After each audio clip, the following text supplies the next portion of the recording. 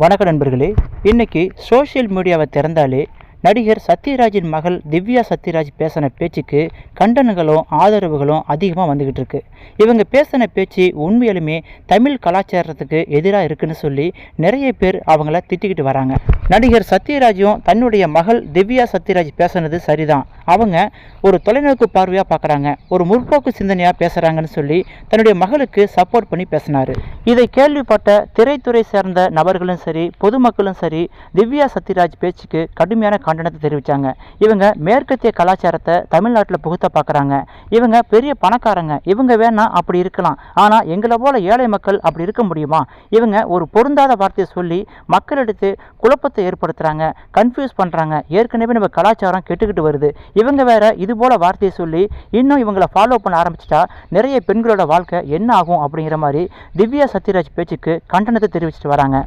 இந்த அளவுக்கு எல்லோரும் எதிர்ப்பு தெரிவிக்கிற அளவுக்கு திவ்யா சத்யராஜ் என்ன பேசுனாங்கன்னா, பெண்கள் ஆணுக்கு அடிமை கிடையாது, பெண்கள் கல்யாணம் பண்ணிக்கிட்டு தான் குடும்பம் நடத்தணும்னு சொல்லி ஒன்றும் கட்டாயம் கிடையாது, பெண்கள் கல்யாணம் பண்ணாமலேயே குழந்தையை பெற்றுக்கலாம், யார் கூட வேணாலும் வாழலாம், பிடிச்சவங்க கூட வாழ்ந்துட்டு போகலாம். இன்றைக்கி ஜாதகம் இதெல்லாம் பார்க்குறது முறையாக இருக்காது, எனக்கு ஜாதகம் இல்லை, அதை நினச்சி நான் ரொம்ப பெருமைப்படுறேன், பெண்கள் சுதந்திரமாக வாழணும் அப்படின்னு சொல்லி ரொம்ப எக்ஸ்ட்ரீமான லெவலில் ஒரு சில வார்த்தை சொல்லி வச்சாங்க.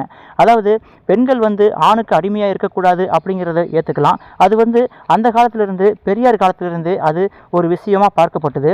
ஆனால் யாரு கூட வேணாலும் கல்யாணம் பண்ணிக்கலாம், யாரு கூட வேணாலும் குழந்தையை பெற்றுக்கலாம், கல்யாணம் ஆகாமலேயே குழந்தையை பெற்றுக்கலாம் அப்படிங்கிற மாதிரி ஒரு சில கருத்துக்களை சொன்னது உச்சபட்ச கோபத்தை மக்களிடையே ஏற்படுத்திச்சு.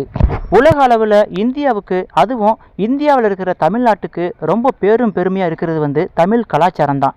அந்த கலாச்சாரத்தை சீரழிக்கிற மாதிரி ஒரு சில சம்பவம் அங்கங்கே நடந்துட்டு வருது. அதாவது டேட்டிங், லிவிங் டுகெதர்னு சொல்லி மேற்கத்திய கலாச்சாரம் உள்ளே வந்ததால் நம்ம தமிழ் கலாச்சாரம் சீர்கெட்டு வர சூழ்நிலையில் பிரபலமாக இருக்கக்கூடியவங்க கொஞ்சம் கவனமாக பேசணும். திவ்யா சத்யராஜ் ஒரு பிரபலமான நடிகரோட மகள் மட்டும் இல்லாமல் ஒரு திமுகவை சேர்ந்த ஒரு பெண் நிர்வாகியாக இருக்காங்க. இவங்க இதுபோல ஒரு மோசமான கருத்தை சொல்லலாமா அப்படின்னு சொல்லி பொதுமக்கள் மத்தியில் அவங்களுக்கு கண்டனம் அதிகமாகிட்டு இருக்கு.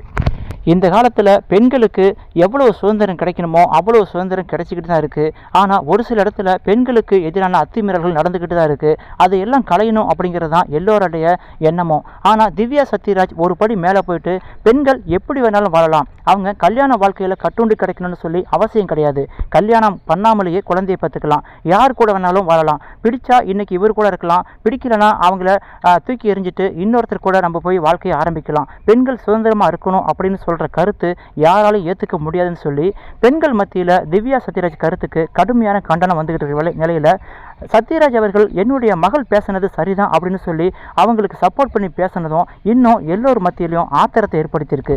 என்னுடைய மகள் அப்படி என்ன தப்பாக பேசிட்டாங்க, அவங்க பேசினது சரிதானே, பெண்களுக்கு முற்போக்கு சிந்தனையாக இருக்கணும் அப்படின்னு சொன்னது சரிதானே, பெரியாரிசத்தை அவங்க சொன்னது சரிதானேன்னு சொல்லி சப்ப கட்டுருக்காரு சத்யராஜன் சொல்லி சத்யராஜுக்கும் எதிர்ப்பு தெரிவிக்கிறாங்க. பெரியாரிசம் என்ன சொல்லுதுன்னா, பெண்கள் ஆண்களுக்கு அடிமை கிடையாது, பெண்களுக்கு உண்டான சுதந்திரத்தை ஆண்கள் கொடுக்கணும்னு சொல்லி பெரியார் சொல்லியிருக்காரு. ஆனால் இப்படி சொல்ல கிடையாது, இதுபோல் கல்யாணம் பண்ணாமலே குழந்தை பெற்றுக்கலாம், யார் கூட இருந்தாலும் வாழலாம், ஒருத்தங்களை பிடிச்சிருந்தா அவங்க கூட வாழலாம், பிடிக்கலாம் தூக்கி எறிஞ்சிட்டு இன்னொருத்தர் கூட வாழலாம்னு சொல்லி பெரியார் சொல்ல கிடையாது. பெரியாரிசத்தை தப்பாக யூஸ் பண்ணாதீங்கன்னு சொல்லி சத்யராஜுக்கு எதிரான கண்டனங்களும் வந்துக்கிட்டு தான் இருக்குது.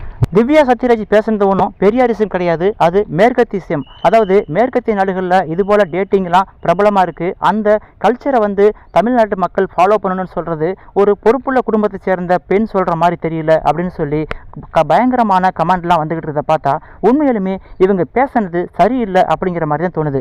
பெரிய பெரிய பணக்காரங்க வீட்டில் கூட தமிழ் கலாச்சாரத்தை ஃபாலோ பண்ணிட்டு வர சூழ்நிலையில் திவ்யா சத்யராஜ் மகள் இப்படி எடுத்தோம் கவுத்தங்கிற மாதிரி பேசுனது, ஏனோதன்னு பேசுறது ஒரு பொறுப்புள்ள பேச்சா இருக்காது. இவங்கெல்லாம் இனிமே ஒழுங்கா பேசணும், இல்லைன்னா பேச தெரியலனா பேசாமே இருக்கணும்னு சொல்லி நிறைய பேர் சொல்றதை பார்த்தா திவ்யா சத்யராஜ் இனிமேலாவது வாய்க்கு வந்தபடி பேசாம அமைதியா இருப்பாங்களா அப்படிங்கிறது நமக்குள்ள ஒரு கேள்வியா இருக்கு. நம்ம தமிழ் கலாச்சாரத்துல குடும்பம் அப்படிங்கிறது கல்யாண வாழ்க்கையை மையப்படுத்தி தான் இருக்கு. அப்படிப்பட்ட ஒரு குடும்பம் சரியா இருந்தா இந்த சமுதாயம் நல்லா இருக்கும் அப்படிங்கிறத ஒரு ஆணிவரா இருக்கும் பொழுது திவ்யா சத்யராஜ் கல்யாணம் பண்ணாமலே குழந்தை பெற்றுக்கலாம், அப்படி குழந்தை பெற்றுட்டா அவங்க கூட சேர்ந்து வாழ விரும்பலன்னா அந்த குழந்தையோட விட்டுட்டு இன்னொருத்தங்க கூட போயிட்டு இன்னொரு குழந்தைய பெற்றுக்க சொல்கிறாங்களா? இவங்க என்ன சொல்கிறாங்க?